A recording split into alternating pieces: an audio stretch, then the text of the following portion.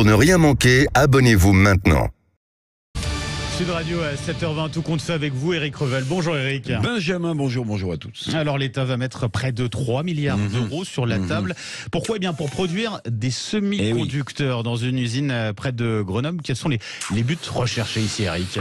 Écoutez, je pense qu'il y a un double but recherché. D'abord, réindustrialiser la France qui en a vraiment besoin dans un secteur essentiel pour l'économie qui est celui des semi-conducteurs. Deuxième but recherché, évidemment, participer au vaste plan européen dans les semi-conducteurs pour tenter, mais n'est-il pas trop tard, de frayer un chemin à l'Europe entre l'Asie et les États-Unis, les champions du monde des semi-conducteurs.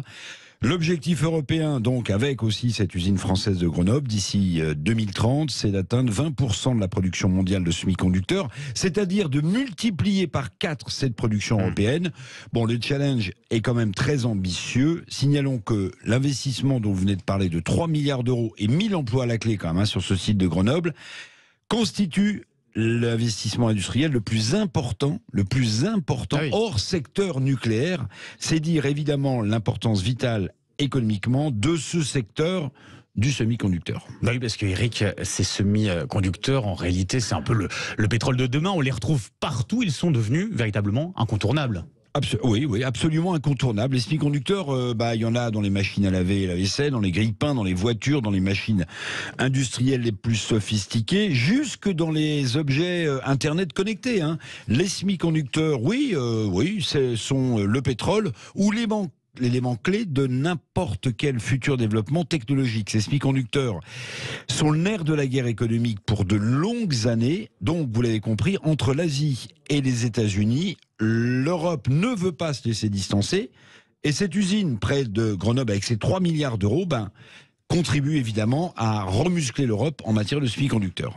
Puis il y a la menace aussi pesant sur Taïwan de la part de Pékin, qui est aussi et surtout une bataille pour le contrôle de ces semi-conducteurs dernière génération.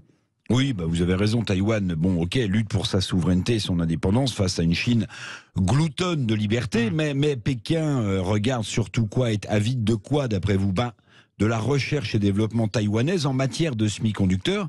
Imaginez, j'ai trouvé ce chiffre incroyable, que Taïwan possède 90% des puces, donc des semi-conducteurs, les plus avancées au monde. Incroyable. Vous voyez l'enjeu. Ça fait des années et des années que Taïwan en a fait sa spécialité. Voilà l'une des raisons pour lesquelles les États-Unis et la Chine se regardent en chien de faïence. Les droits de l'homme et la liberté sont de la philosophie essentielle, mais pour ces deux superpuissances, en réalité, les semi-conducteurs taïwanais constituent l'avenir de leur puissance économique respective, Chine, États-Unis. Vous l'avez compris, les enjeux sont colossaux et planétaires. L'Europe, la France, essayent d'exister et se frayer un chemin. Il y a encore beaucoup de chemin à faire. La route est encore longue. Merci beaucoup. Tout compte fait, Éric Revel. Et à demain, Éric. À demain.